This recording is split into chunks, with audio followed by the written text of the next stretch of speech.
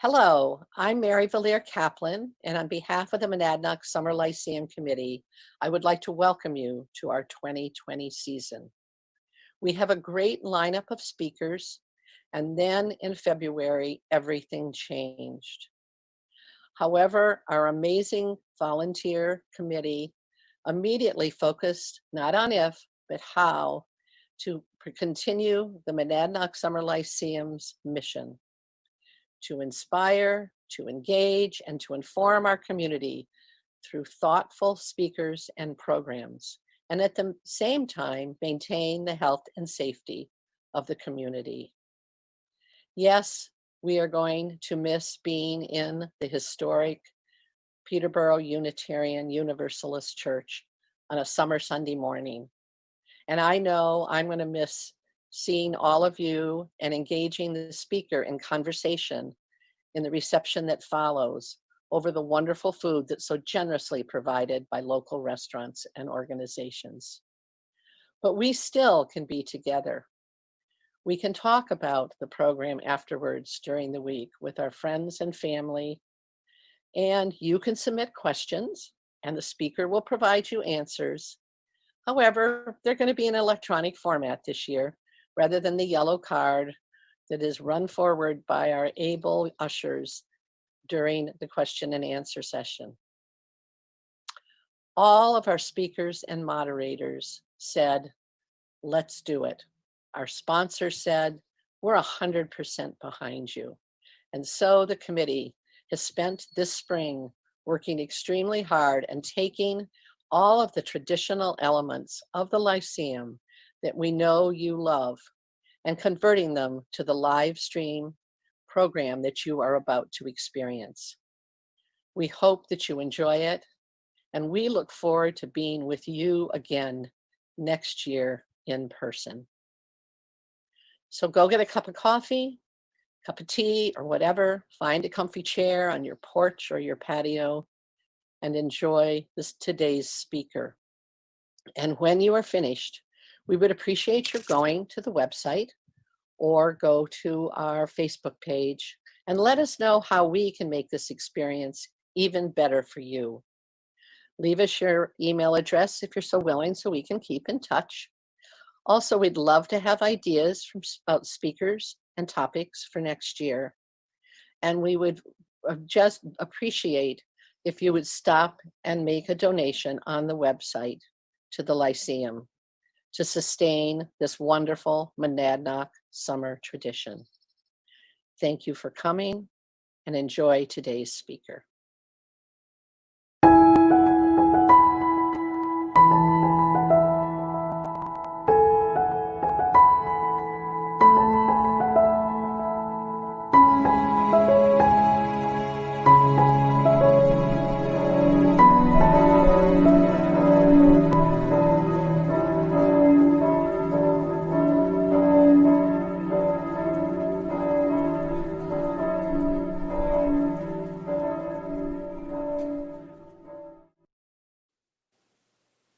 Good morning.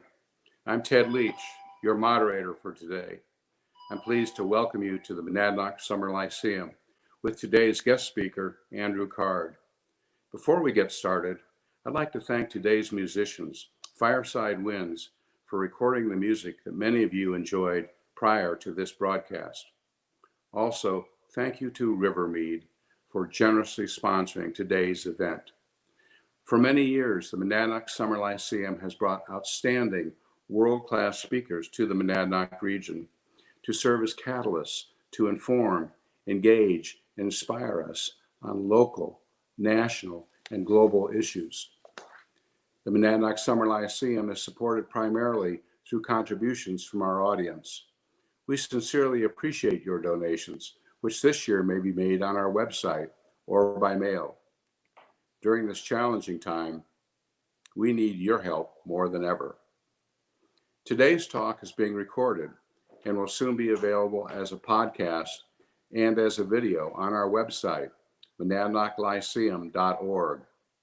It will also be rebroadcast on WML this coming Wednesday at 10 a.m. and WSMN next Sunday at 11 a.m. As is the tradition with the Lyceum, after the presentation, our speaker will take questions from the audience. Please submit your questions by using the comments section on Facebook or YouTube, or send them by email to monlyceum@gmail.com. After the broadcast, you may provide feedback on today's program. Andrew Card was born in Holbrook, Massachusetts. He graduated from the University of South Carolina with a Bachelor of Science degree in civil engineering, then attended the United States Merchant Marine Academy for a year. He is a graduate of the John F. Kennedy School of Government at Harvard University. He got his start in politics serving in the Massachusetts House of Representatives from 1975 to 1983. He ran unsuccessfully for the Republican nomination for governor of Massachusetts in 1982. In 1988, he directed the New Hampshire primary campaign for George H.W. Bush.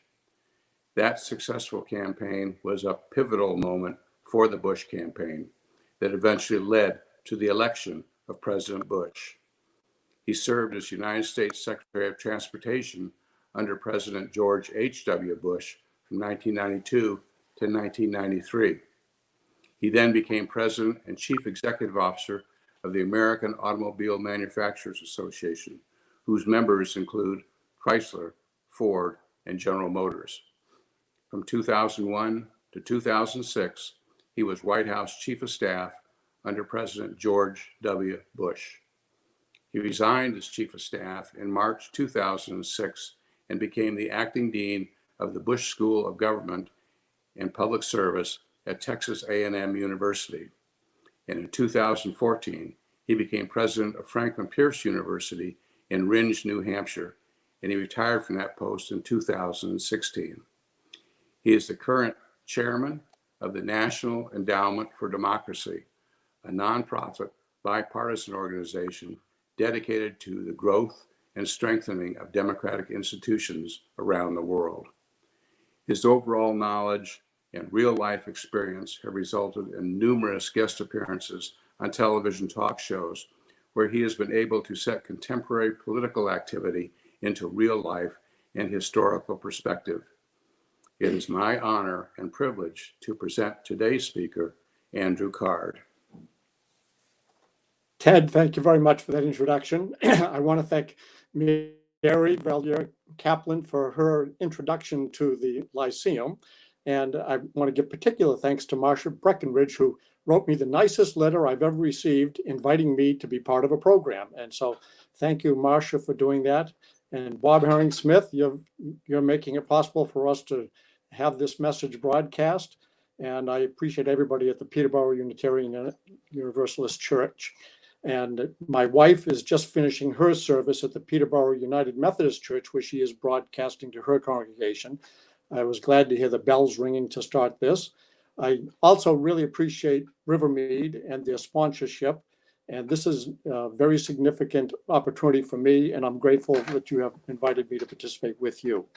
The word lyceum is an exciting word for me because I loved history and I love democracy, and I know that Socrates started the Lyceum, and his first notable student was Plato, and then Plato's notable student was Aristotle. And they both gave tremendous birth to a movement called democracy and the responsibility of ethical leadership in government, and a leadership that really is empathetic to the challenges and opportunities that are in everybody's everyday life. And so that's how I grew up. I'm thrilled to be able to say that I spoke at a lyceum, not dissimilar from what Plato did or Aristotle. And I thank them for the governments and the leadership that they showed us to experiment with. And the United States has been the greatest place for that experiment to take place. Yes, I am the volunteer unpaid chairman of the National Endowment for Democracy, which was an organization that was founded after President Ronald Reagan gave a remarkable speech at Westminster to the British Parliament in January of 1982, where he called for the democracies of the world not only to do a good job in governing their own people, but to work to invite democracies to be planted around the world and spread democracy to overcome the scourge of communism and authoritarian rules and dictatorships that were then on the top of everybody's mind. We were all afraid of what was happening in the Soviet Union, and the National Endowment for Democracy was formed at President Reagan's urging and invitation. It was created by a big bipartisan vote in the House and the Senate in the United States, and it's attracted support from both parties ever since then. And right now, it is one of the largest nonprofit organizations in the world to help spread and plant seeds of democracy around the world and make sure they flourish. They're led by a fellow by the name of Carl Gershman, who has been doing this for 34 years, greatly respected and a real champion of democracy, not only here in the United States, but especially around the world. And the National Endowment for Democracy has as its core representatives and team partners, they're really the boots on the ground in the effort to bring democracy to the world. And that's the National Endowment for Democracy, a Democrat organization, the International Republican Institute, a Republican organization, the Center for International Private and Entrepreneurship, which is an arm of the U.S. Chamber of Commerce, and the Solidarity Center. The Solidarity Center is AFL-CIO sponsored organization that also helps spread democracy, and we work very closely with them at the National Endowment for Democracy, and they are our partners.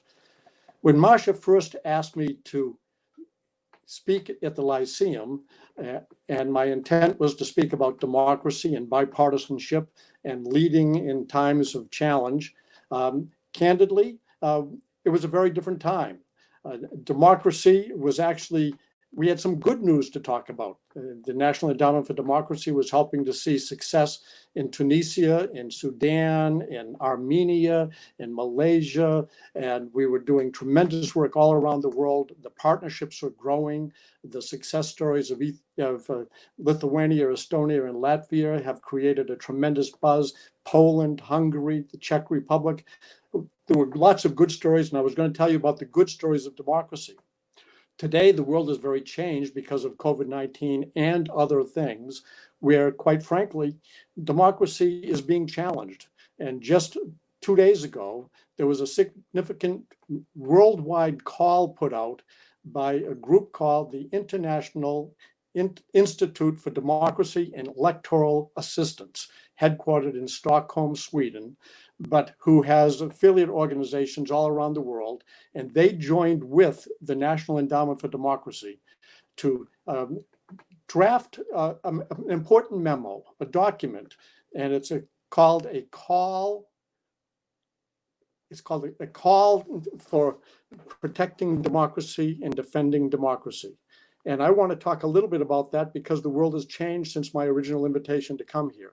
But I also want to talk about bipartisanship, and you'll hear me talking about that in the current context. At the time that I was invited to give this speech, I think there was a hope that there would be some opportunity for bipartisanship to emerge in Washington, D.C.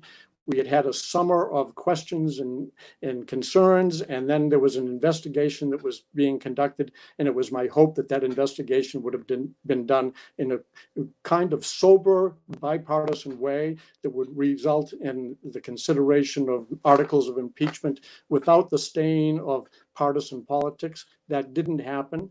And instead, we were left with a partisan politics situation that has Washington, D.C. more tribal than it's been probably in its history. And I'm troubled by it. And I also plan to talk to you about leading in a time of crisis. And I was going to reflect on the leadership that came after the horrible attack on September 11th, 2001. Obviously, times have changed. Today, democracy, bipartisanship, and leading in a time of challenge are very different and not what we expected. So I'll start off by talking about democracy. I said that I was a rabid reader of history and was completely consumed by what took place in Greece when democracy was first suggested by Plato, and then taught to Aristotle, and he refined it and gave us greater definition, and talked about, along with Plato, the kinds of leadership that takes place in countries around the world. And remember, this was written, their work was done 300 BC, so a very, very long time ago.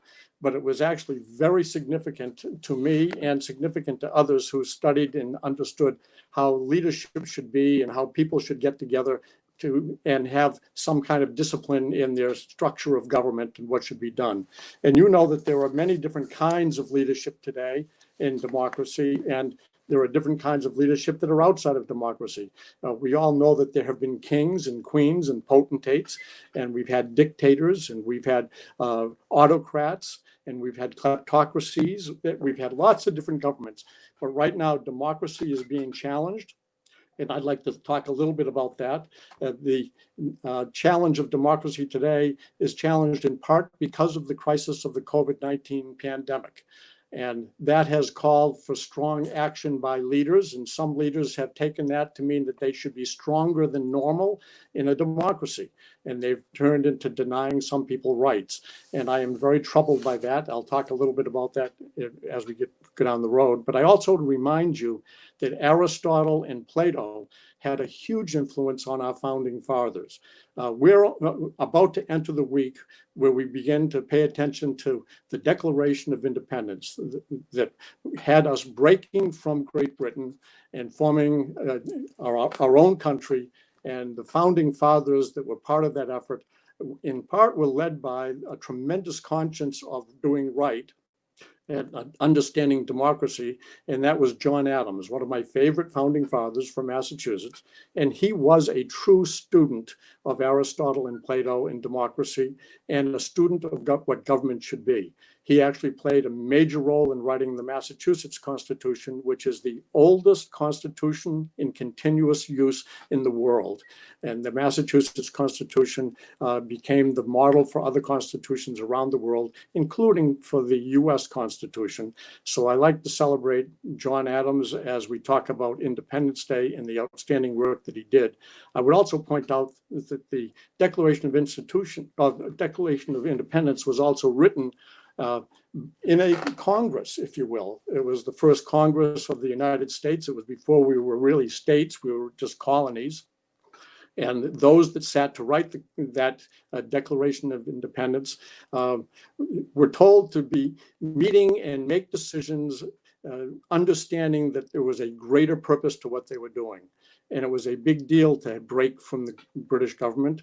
And quite frankly, that constitutional convention, or that convention of people that got together, were very divided on what they should be. And John Adams was understanding of that. And he worked very hard to bridge those divides, and also to help make sure that the document that was written was one that reflected, I'm going to say, sober thinking, and was written with rectitude. You should look up the word rectitude. It's used in the Declaration of Independence, and it said that the people that were convened used rectitude to consider their actions. So pay attention to that word.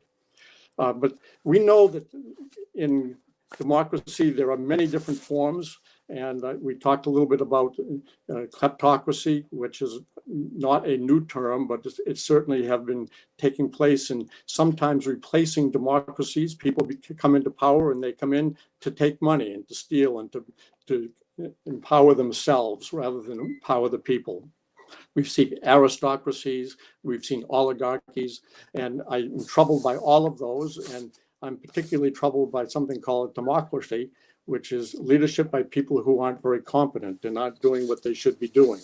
So I worry about what is happening with the way world leaders are conducting their business. And that's one reason I'm involved with the National Endowment for Democracy, because they do work and they have every year a convention called the World Movement for Democracy, and they write a wonderful journal that I would encourage you to pay attention to, the Journal of Democracy, and it's the world's leading theory in practice of democracy in the world, and that is a product of the National Endowment for Democracy. So the leaders around the world who care about democracy put together a letter that ended up being signed by some, I think, 13 Nobel laureates, some 62 plus former prime ministers or leaders or presidents of countries around the world.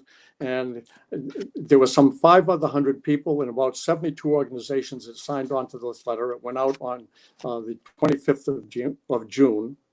It was a call to defend democracy, and it was an open letter.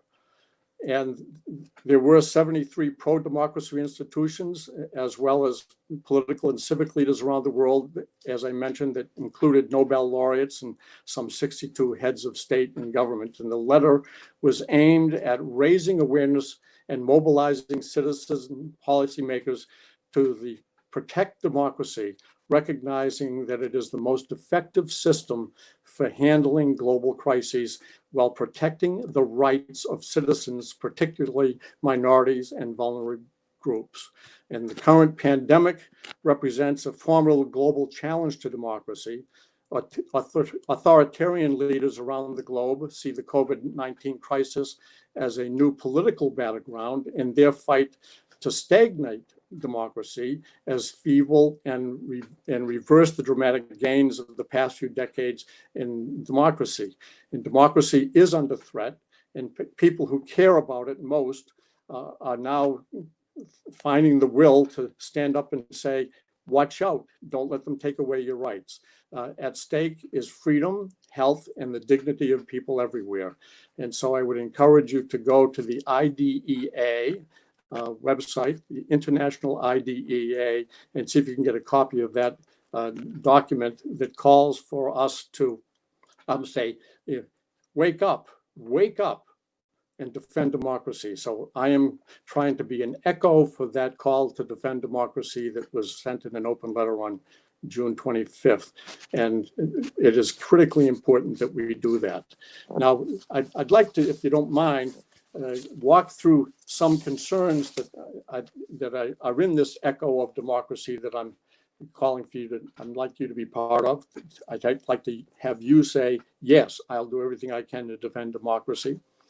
The first is to defend democratic battles and the battles of narratives that are underway with authoritarians who argue that you need strong hands of leadership in an authoritarian way to contain the epidemic. And the last paragraph of the document that I hope that you will read says, the current pandemic represents a formidable global challenge to democracy. Authoritarians around the world see the COVID-19 crisis as a new political battleground, and they see that in their fight to stigmatize democracy as feeble and reverse its dramatic gains over the past few decades. Democracy is under threat, and people who care about it must summon the will, the discipline, and the solidarity to defend it.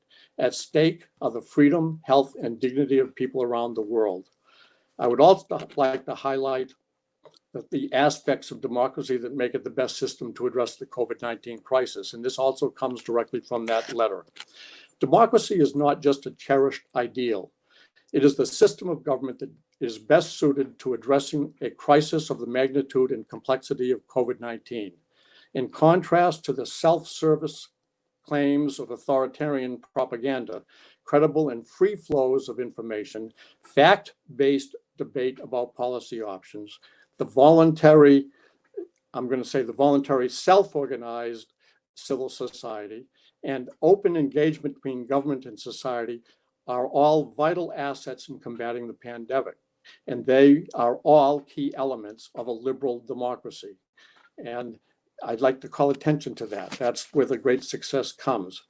But democracy itself, truthfully, is not sufficient, as we can see from our failure in this country, to manage the crisis successfully. It also requires effective governance, a competent response based on scientific evidence. Some democracies have done very well, and you might like to think about places like Taiwan, South Korea, New Zealand, country of Georgia, Germany and Israel as examples. But unfortunately, we've struggled here at home because we're not as prepared as we might have been. And we'll have to see what happens in our future. And our leadership has not rallied the country to meet the challenge in as effective way as it might. And I think you could draw some interesting comparisons from the so-called federalism of America, where the different governors have responded differently. And I'm a big believer in the laboratories of democracy that we call the states. And I give compliments to our Governor Chris Sununu for his leadership, and Charlie Baker in Massachusetts. So democracy does not guarantee competent leadership and effective governance. And while democracies predominate among the countries that have acted most effectively to contain the virus, other democracies have functioned poorly in responding to the pandemic and have paid a very high price in human life and economic security. Democracies that perform poorly further weaken society and create openings for authoritarian regime. But the greatest strength of democracy is in its capacity for self-correction. And that is a transition that I'd like to get to about what it means to be in a democracy. The COVID-19 pandemic truly is an alarming wake-up call, and it is an urgent warning that the freedom we cherish is at risk, and that we must not take that freedom for granted.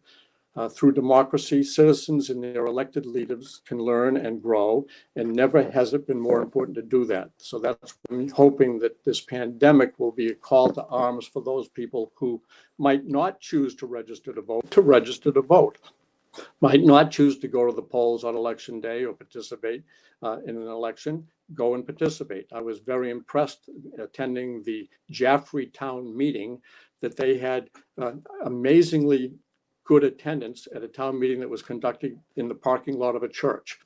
And we had more people attending the town meeting in that virtual environment, separated in cars in a parking lot, than they would have had if they had done it in the gymnasium at the local school. So I'm excited about the opportunities of democracy that people are coming to recognize. I also would call attention to the need for us to acknowledge that there are other challenges to what's taking place around the world. And there's a big challenge that comes from China. And it's not just regard with the COVID-19 effort, but much can be said of China's failure to address the crisis when it began. And I would point out that I do think China is an example of what should not happen and wouldn't have happened in a democracy if they had been more transparent and invite more people to be part of the solution than they were. So it's not a coincidence that the current pandemic began in a country where the free flow of information is stifled, and where the government punished those warnings without the danger of the virus. They didn't want the warnings to come to us.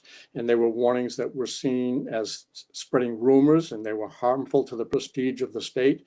And when voices of responsible citizens are repressed, the results can be deadly. And that's just what happened. And it's not just for one country, but it was for the entire world. So that statement is also in the statement that the IDEA released. And I think it's very important for us to see that and learn from its lessons. How did I become involved in politics? Ted's kind introduction mentioned that I grew up in Holbrook, Massachusetts, a suburb of Brockton and of Boston. And I was blessed to have a wonderful relationship with my grandmother. This was my father's mother. She had been a militant suffragette. She was also a school teacher and believed passionately in public education. And she taught me important lessons about democracy, not the least of which is kind of the same thing that Aristotle said when he said, man is by nature very political. And that is true. And my grandmother wanted to make sure that we understood that men and women could be political. And she did fight for women to get the right to vote. And when we sat around the dining room table, she would frequently, before we could eat, she would say, everybody has to tell me something from the newspaper today. And everybody had to say something from the newspaper. Inevitably, everything ended up being a debate that took place at the table, and it centered around something that was happening on Beacon Hill in Boston or on Capitol Hill in Washington, D.C., or maybe at a selectmen's meeting or a planning board meeting or the school committee in the town of Holbrook. And so politics became a very important part of our discussion. She encouraged us to have opinions, not to agree, and not even to acquiesce to our brother or sister if they were a bully and forcing us to agree. And she was very good at saying, form your own opinions and do your homework. And she would frequently tell us we had to do more homework when we looked like we were a know-it-all. But it was a very valuable lesson. And she taught us that in democracy, perfection should end up being by accident. Bring your view of perfection to the debate, but have the courage to work for perfectly good. If you are getting your way all the time, chances are it's not a democracy, it's a dictatorship and you're the dictator. Don't become an autocrat and don't let your government become autocratic. So be respectful of other people's opinions, invite them to have opinions. You may learn something. And then I'll leave you with these two other things that have stayed with me forever. She said, one valuable lesson for us all in life is to taste your words before you spit them out. Today, I would say, lick your thumbs before you tweet them out. The second thing she said was, don't leave the room until you go out the door. You'll walk into a room, you'll say your piece, you think you know it all, and then you won't pay attention to anybody else. Be fully present whenever you are in a room, especially when other people are talking.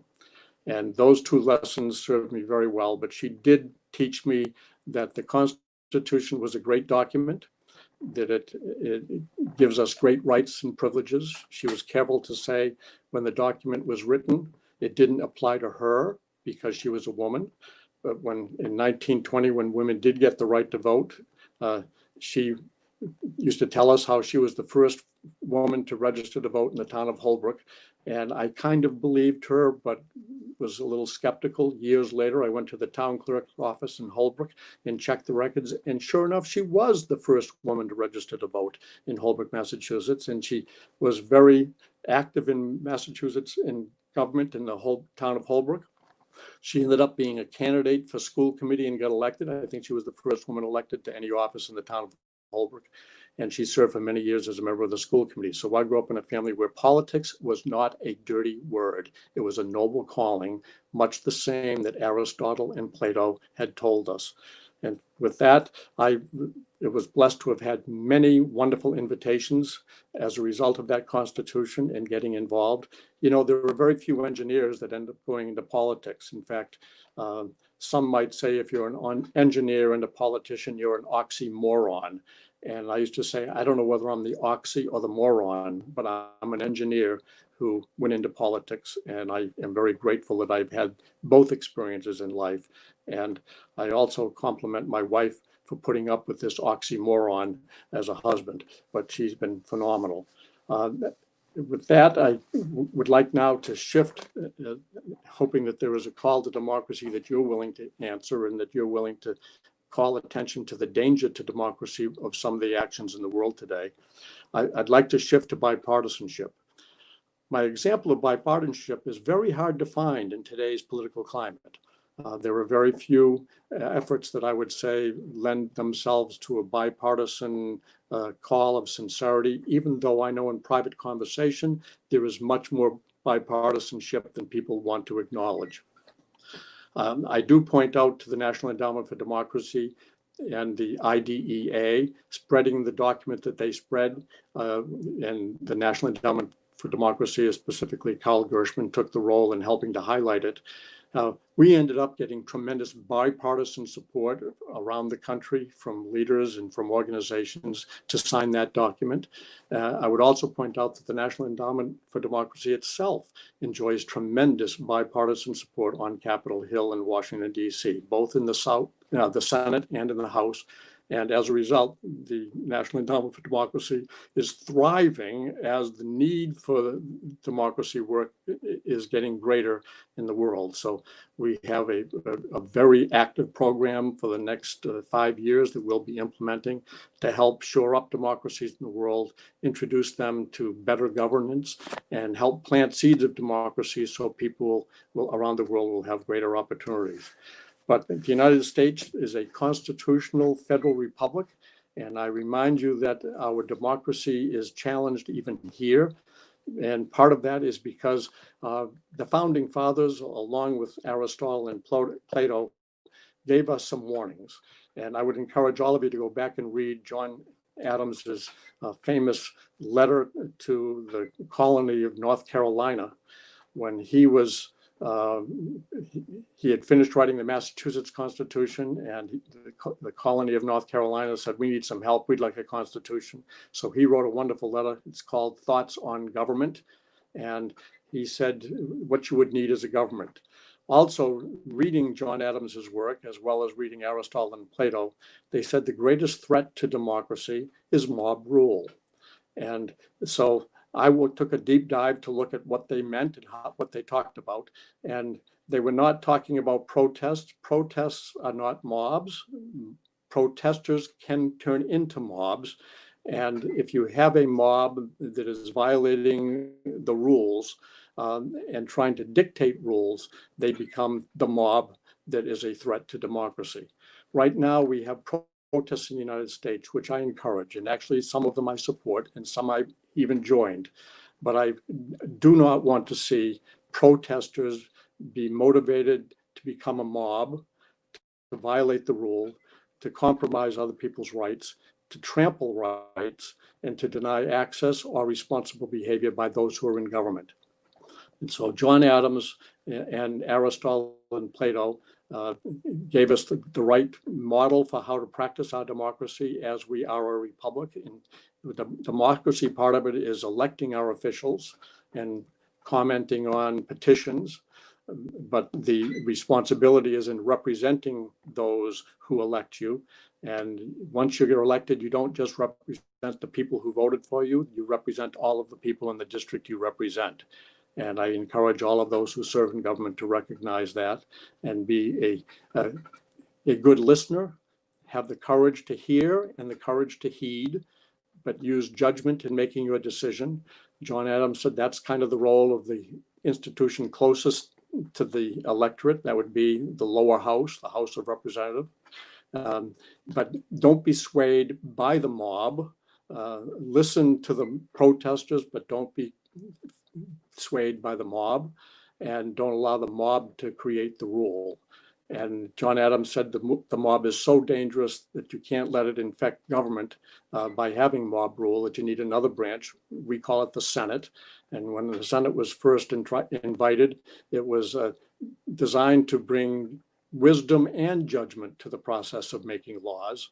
And the one common thing that both the House and the Senate were to have was a mistrust of the executive, the president, the governor, and that you should never give them the power of the purse. That remains with the legislative body, and don't let that executive become too secure in their position, but make sure that they have the capacity to lead and to manage and conduct oversight on how they lead and how they manage, but don't give them the power of the purse. So those lessons are important for us to learn and to practice. And New Hampshire it's got a great example of how to do that. They've had one of the most challenging systems of state government in democracy, because you have the vestiges of the past that are still very relevant today and will be relevant in the future. And that would be in having an executive council that has some power and might to it. So I celebrate our local governments. By the way, Ted was kind in his introduction. My start in politics was really not in the Massachusetts House of Representatives. I was a representative there for 8 years and served as the Republican whip for 6 of the 8 years. But it was actually, I was elected to the planning board in the town of Holbrook. And you all know what that means. It was one night a week, Thursday night, 7 to 9, curb cuts, cul-de-sacs, zoning, and not making any money, and having a wonderful time to see how important it is that you recognize when you're serving in government, there are people who are impacted by what your service is like, and you should be respectful and listen to everyone who is in your constituency or impacted by the result of decisions that you make. So that was my start in government, and I've been very blessed to have that. And finally, I would like to slide into the next aspect of the talk, and that was leadership in a time of crisis. Clearly, the leadership in today's time of crisis, I would go back to my grandmother's statement on taste your words before you spit them out. I worry that too many in our government have been not as careful with the words that they use as they should, and they're not as careful with some of the actions that imply words as they should. So I do compliment Kristen Nunu and Charlie Baker for the way they've been careful with their words and very temperate in how they assess the challenges and sober in how they meet the challenges and trying to keep us safe at the same time that we are trying to maintain the right of all of us to have pursuit of happiness and work where we want and do the things we want to do. But I think it's an important balance to have. So tasting your words before you put them out and being careful with the words that you put out, because people will interpret them differently if you are not careful in how you describe them, and be very careful. But the leadership challenge that I was most proud to be involved in was one that you'll never forget, and I'm going to ask you not to forget it. I have about 1 minute to make my case. September 11th, 2001 was a day that was not anticipated, but it changed our life forever. And the world was really transformed on 9/11/2001 and the days that followed. And we are still living with many, many of the consequences of that day, not the least of which are battles in Afghanistan, where young men and women are still asked to show up and take the oath of office to support the President of the United States and defend our Constitution, and are called into action and are in risk. Don't ever forget them. Don't forget the victims on 9/11. Don't forget the heroes on 9/11. And remember that the first heroes in the war on terror all would have won the Congressional Medal of Honor, but they couldn't because they were civilians. And they are the ones who were on Flight 93, that learning of what other planes had done in the skies, 2 planes crashing into the towers in New York City, a plane crashing into the Pentagon near Washington, D.C., and they were flying, and they knew that their plane likely was a weapon of mass destruction.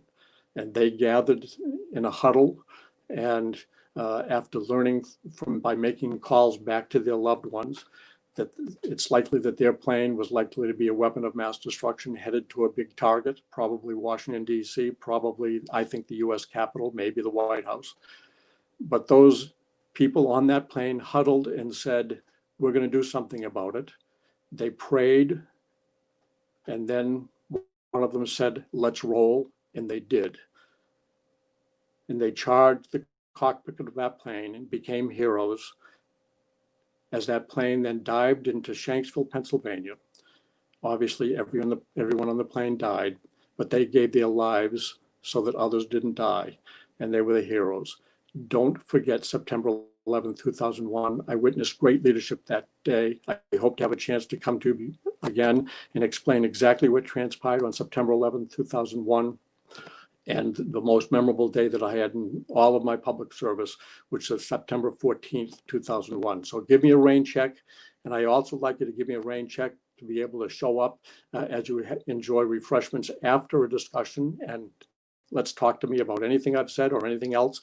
Thank you very much for listening. Now I look forward to taking questions.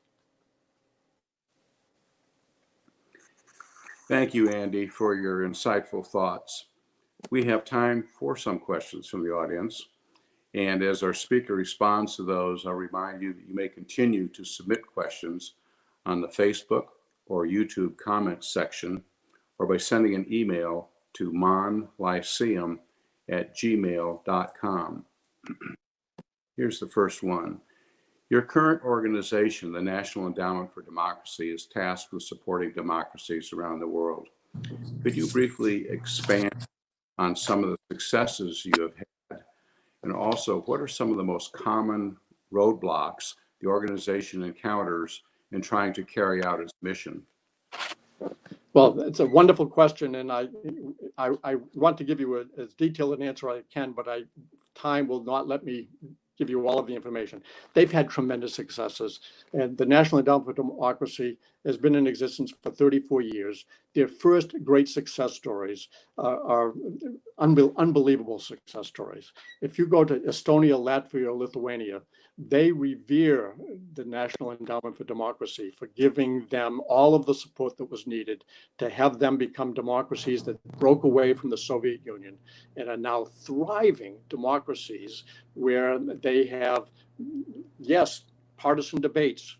They make decisions. They look like a wonderful, thriving democracy. Their leadership is strong. Their parliamentary process is strong. And they become a great beacon of light for other people that are aspiring to be democracies. When the Berlin Wall came down, we helped with the reconciliation of the East Germans and the West Germans. Poland, Czechoslovakia, the Czech Republic, the Slovak Republic. Most recently in Armenia, there was someone that the National Endowment for Democracy had worked with to plant seeds of democracy in Armenia for years, who became very successful in planting those seeds and ended up having a revolution without a single weapon being fired, no one being killed, but there was a revolution at the ballot box where he and other Democrats ran for office and took power away from the autocrats and the oligarchs that were running Armenia, and brought that to a democratic state that is still working. In Tunisia, after the colored revolutions didn't really work very well, a group of people funded by the National Endowment for Democracy to do research and understand and train people to get involved in politics ended up being very successful. And they won seats to their parliament and are now in positions of leadership in their government, trying to form a government there in an Islamic state. And they have been trumpeted by the National Endowment for Democracy for their work. In Sudan, tremendous progress has been made. Ethiopia, in Ethiopia, someone that was a grantee from the National Endowment for Democracy is now the elections commissioner in Ethiopia. It's one of the most diverse countries in the world, lots of different ethnic groups, and they've been able to bridge the gap so that there is much more participation by every ethnic group, and their democracy is starting to understand what it means to be a pluralistic society, and that example is going well. In Malaysia, long a country that was kind of a country of oligarchs and autocracies, also has emerged as a bright spot where democracy is taking hold. So those are some of the examples. Obviously, there are ongoing efforts in the country of Georgia and in Ukraine, and the National Endowment for Democracy distributes grants to about 1,600 organizations in 90 different countries around the world. They distribute literally hundreds of millions of dollars. Almost none of it goes to the United States. And we do depend on those core institutes, the IRI, the NDI, CIPE, and Solidarity, to be the boots on the ground. But we are very, very active, and we're targeted by the enemies of democracy, the Chinese and sometimes the Russians. So our work is not always such that there aren't challenges. There are big challenges, and we try to meet those challenges well. We also are a conscience for the world. So we work with other democracies to increase the level of conscience for people to do the right thing, to create a liberal society, not liberal in the democratic term, but liberal in the opportunity term, especially with regard to media and access to the media, free speech, the right of participation, the right to assemble, the right to petition government, all of those things that we take for granted in this country. And we want to make sure that they are not abused as people practice their rights in other countries. And quite frankly, we don't do anything in the United States, but we do like to be a conscience for everyone who is a Democrat in the United States, and that's Democrat with lowercase d, and say, look, we know that people have different views, respect different views, listen respectfully, allow the debate to continue, but have the courage to work for perfectly good. Thank you. The Republican Party now embodies President Trump's vision. Do you think this will continue in the future, or will the party return to its more traditional conservative views? Well, I am a Republican, and I have to admit that I find the Republican Party today is not what I originally signed up for, and I have never viewed Donald Trump as a real partisan or Republican, or even I'm going to say a knowledgeable conservative. I think that he's been an opportunist, and he doesn't exhibit the kind of leadership that I like. I do agree with some of his policies. I also disagree with some of his policies, but I think it's very, America stumbled into a partisan network. The Constitution did not create political parties. They became the result of trying to pick leaders in our early democracy. And they gravitated so that there's nothing in our Constitution that references the Republicans or the Democrats or any political party.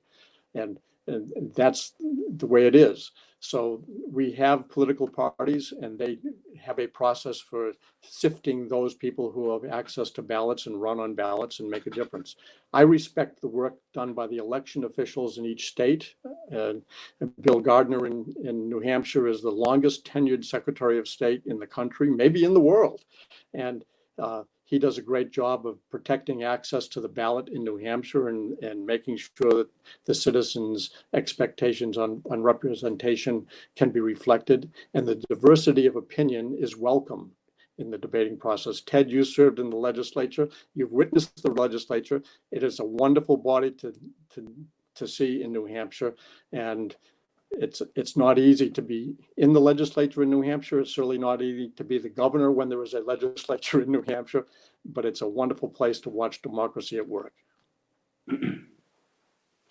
The first Congress of the George W. Bush presidency had Democrat Tom Daschle as the majority leader and Trent Lott as the minority. These two had just traded positions. And here you come with a job of helping them find common ground to move the ball forward. How did you, as the president's chief of staff, navigate that barricade of politics, issues, and egos? Well, it was not easy. I had to do a lot of it, and they were the two Senate leaders that flipped positions. And, first of all, you start with respect. I respect both of them. And it wasn't that I had to respect them as individuals. I respected them for their position that they had. I also respected the burden that they had in those positions. So I recognized that they could not always make a decision that would be their decision. They had to make a decision that they think represented their caucus. And so I respected that. And I still have a very good relationship with both of those leaders. And Tom Daschle and I served together on the board of directors of the Edward M. Kennedy Institute for the United States Senate. I'm the only Republican on the board. Judd Gregg used to be on the board, but he's not on the board anymore. But I work closely. And I would say, first of all, having the courage to listen when you talk with people. And so I would go up and listen to the leaders, Republican or Democrat, and then I would try to inform them of the president's views or my views or the administration's views. I would see if there was a common goal. Can we agree to work toward that common goal? Our methods may be a little bit different, but let's see which methods we think would be best to get to that common goal and invite them to do that. Can I tell you one story about Ted Kennedy? This was the United States Senate flipped in its leadership under George W. Bush when Jim Jeffords, senator from Vermont, switched parties, and the Republican leadership shifted from being the majority in the Senate to being in the minority in the Senate. So all the negotiations that had taken place over the president's primary priorities for the new year, he had just become president, we had to negotiate with different leaders of different committees. So and education happened to be one of the leading issues for the president. He wanted to make sure no child was left behind in education and that the soft bigotry of low expectation would be erased. So he worked very, very hard. And we were making progress on advancing the ball on education reform. And then we shifted leadership in the Senate, and I had to negotiate with Ted Kennedy. And I remember going to see Senator Kennedy, who I had a very candid relationship with, even when I was a state legislator. And I respected him. I didn't always agree with him, but I respected him. And I said, Senator Kennedy, would you explain President Bush's position on this bill to me? Would you explain his bill to me? And he said, you want me to tell you what your bill is? Da, da, da, da, da, da. And I said, well, you don't have it quite right. I said, can I explain your bill to you? And he said, go right ahead. So I said, this is what your bill does. Da, da, da, da, da, da, da, da, da, da. And he said, you don't have it quite right. I said, can we both agree at that? Now, can we look to see what we each have? Because I've looked at your bill closely. I've looked at his bill closely. And your bill and the president's bill overlap about 85% of the time. Can we start working from that 85% and see where we go from there? And we'll use your 85% to start. And he said, you would do that? And I said, yes. And he said, does the president know you're here? I said, yes. The bottom line is we got the bill passed, and it passed dramatically just before September 11th, 2001, and ended up becoming law. So there is a way to work together. I find that working in a legislative process, you can't carry old biases to the debate. Walk in with a clean slate, presume people are working with honor and dignity, and give them the chance to explain what they're doing. And chances are you can find common ground and have the courage to acknowledge common ground. If it's my way or the highway, you don't get anywhere. So it's hard to work in a legislative body, but you can do it. I had some experience doing that as a legislator in Massachusetts, where candidly Republicans were kind of irrelevant. I was the Republican whip. There weren't many people to whip, but Ted, you know what it's like to be in a legislative body, and it does make a difference if you listen and learn and you have the courage to acknowledge you want to get to a result. If you just want to be an obstructionist, you can do that, and maybe there will be a good end, but frequently the end is not as attractive as working together to produce something. A couple of quick ones. These just came in. We're running short on time. What is your view of the Electoral College, and should votes count equally in presidential elections? I feel very strongly that our founding fathers were smart when they created the Electoral College. Again, we do not have a pure democracy. A pure democracy would mean that we don't have anyone representing us, that we just have a vote. And in a pure democracy, all decisions would be made by all the people. And I just don't think that that's what people should do. There are some examples of that around the world today, and most of them are not going very well. So we have a representative government, so we elect representatives to represent us.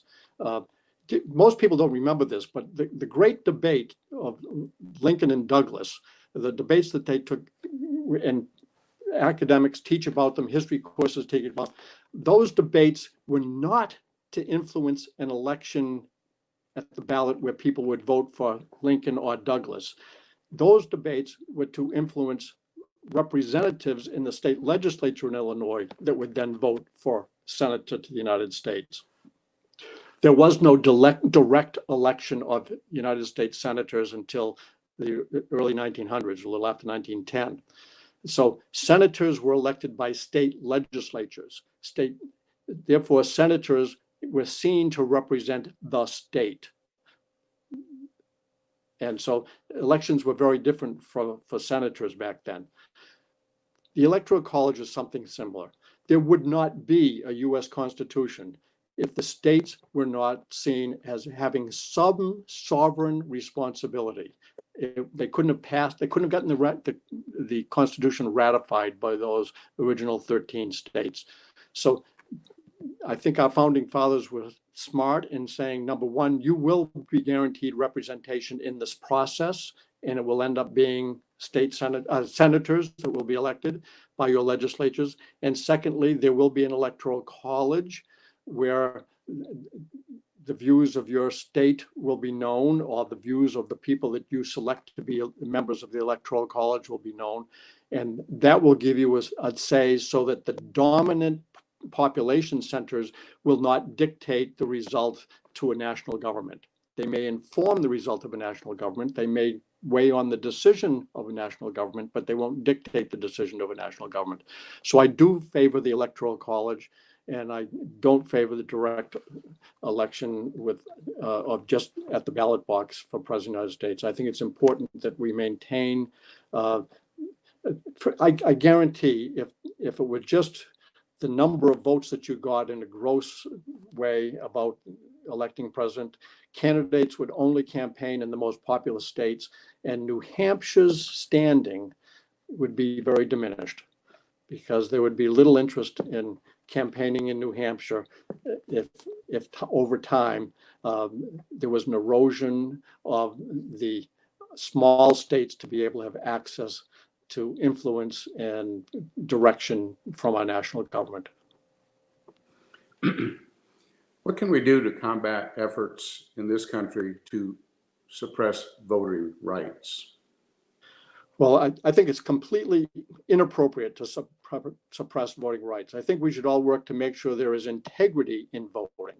So I am very much in favor of making sure the integrity of the ballot and the integrity of access to the ballot is maintained. But I think we should be creating a climate where people are urged to want to vote, to comply with the rules around how to vote. And those rules legitimately do vary from state to state. And that's something that states guard with great interest. So the federal government determines whether people have been denied access inappropriately, but they allow the states to determine, in many cases, what the voting obligations look like, where they go, how many ballot boxes, and all that kind of stuff. So I want people to have access to the ballot. I want people to, number one, have the right to register to vote legally. I want them to be encouraged to vote and to vote legally. I want them to have access to the voter information. I want them to have access to the vote. So don't make it hard for them to get to vote. There are new ways to allow us to vote. I am very, very worried if we don't have a secure voting system, because I know the Chinese and the Russians and some bad actors that just want to be anarchists will try to hack our system. So I want us to be very, very careful. And that's why I want the state secretaries of state, those elections officers, to be appropriately trained and have access to the resources to be able to understand the job they have and how to do it. And the federal government should listen to those election officials as they say, this is what I need and I want it to work. But the integrity of the ballot is critically important, especially when we are supposed to be the shining example of what can be done in other places around the world. And that's what I'd like to see have happen.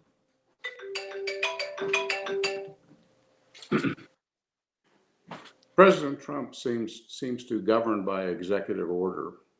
What does it take to reverse an executive order? It's almost every president. I mean, I remember President Obama had an awful lot of executive orders. Almost every president has executive orders.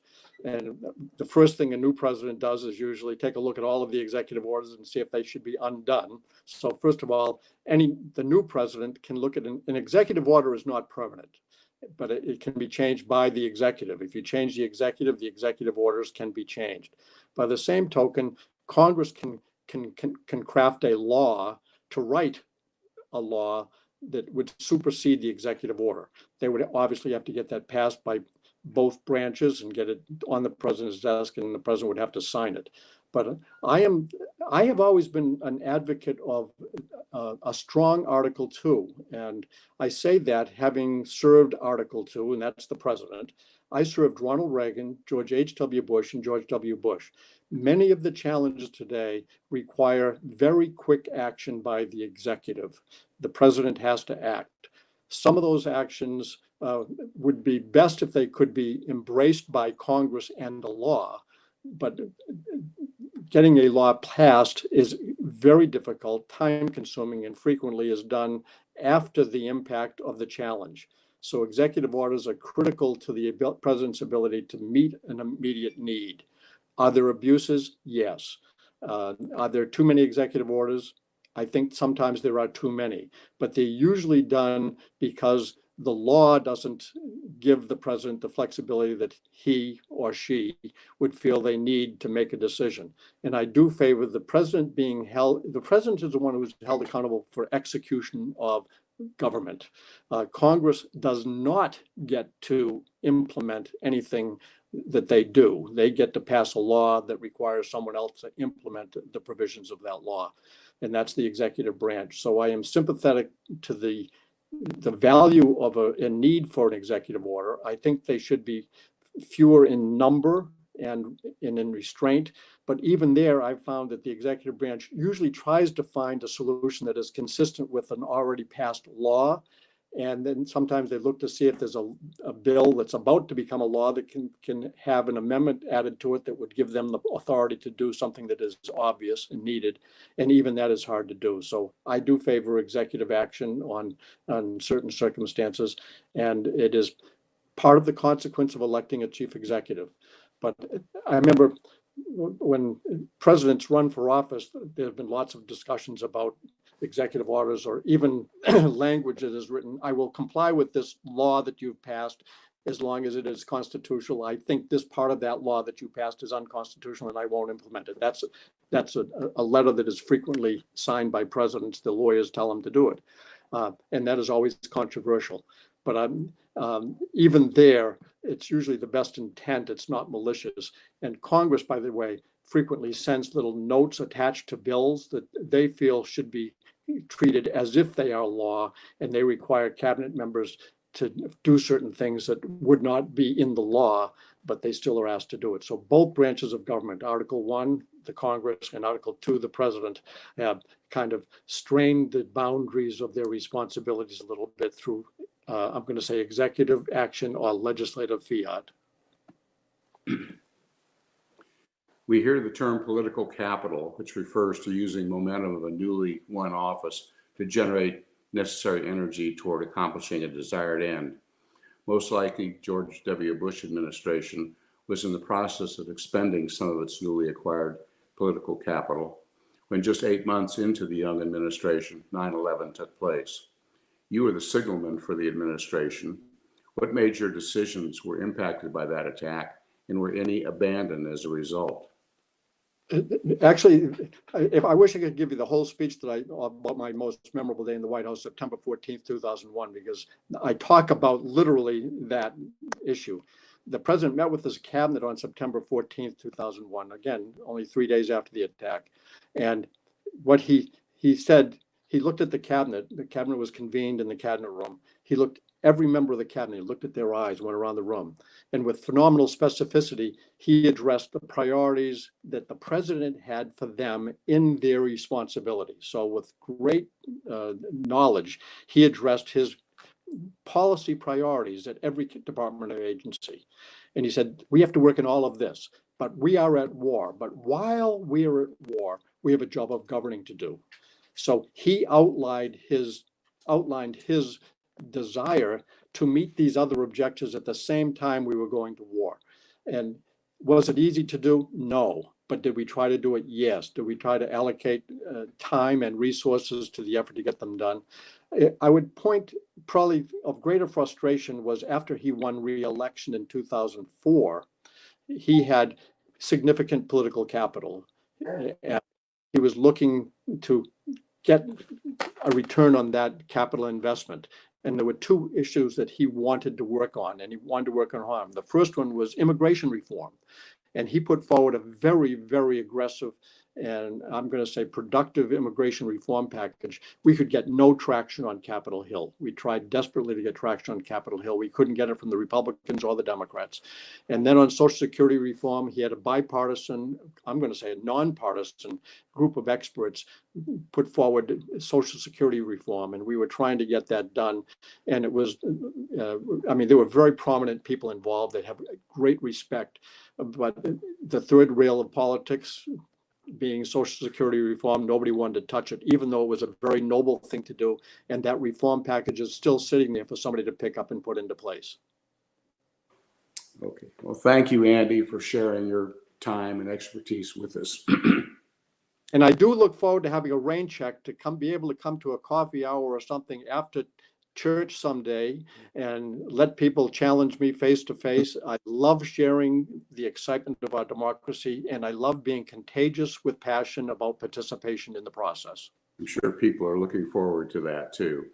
Our program next Sunday will feature Joanne Berger Sweeney, who will talk about speech, freedom, and inclusion on college campuses.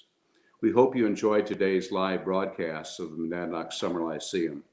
Thank you for your support of our unique 2020 season. Please join us again next week. Good day.